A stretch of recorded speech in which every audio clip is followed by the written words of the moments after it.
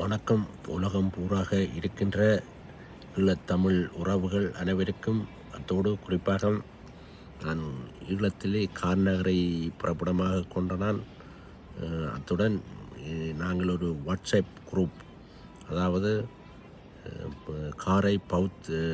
காரை மகாஞான பௌத்தம் என்ற ஒரு வாட்ஸ்அப் குரூப்பை உருவாக்கி அதனூடாக பல பௌத்தம் சம்பந்தமான பல ஹிஸ்டாரிக்கல் பழைய வரலாற்று கருத்துக்களை பதிவிட்டு கொண்டு வருகின்றோம்.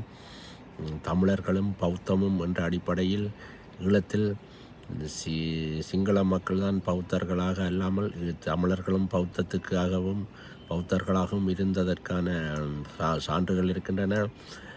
சமீபத்தில் மோடி அரசாங்கம் ஹொலண்டில், அதாவது நெதர்லாந்தில் சென்று பழைய செப்பேடுகள், அதாவது ராஜராஜ சோழன் காலத்து செப்பேடுகள், அதாவது இந்த பௌத்த விகாரம் கட்டுவதற்காக எழுதப்பட்ட அந்த செப்பேடுகளை மீட்டிருக்கிறார்கள். இதிலெல்லாம் அந்த பழைய 1000 வருடங்களுக்கு முற்பட்டே தமிழர்கள் பௌத்தத்துக்காக எவ்வளவு செய்திருக்கிறார்கள் என்பது தெரிகின்றது.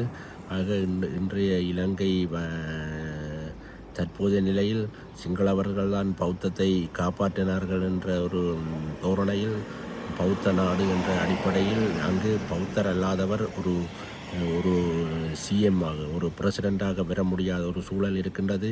இதனால் நாங்கள் தமிழர்கள் இந்த ஈழத்தில் இல்லாது இலங்கை பூராகவும் ஒரு சிஎம் பிரசிடெண்ட்டாக வருவதாக இருந்தால், ஒரு தமிழ் பௌத்தராக இருப்பதில் எந்த ஆட்சேபனையும் இல்லை. நாங்கள் இந்துவாகவும் இருக்கலாம், பௌத்தர்களாகவும் இருப்பதில் எந்த ஒரு மாற்று கருத்தும் இல்லை. ஏனென்றால் நாங்கள் சிங்களவர்களுக்கு முற்பட்ட காலங்களிலேயே பௌத்தத்திற்கான சகல தமிழ் பௌத்தர்களும் இருந்திருக்கிறார்கள். பௌத்தத்துக்காக பல வேலைகளையும் செய்திருக்கின்றோம்.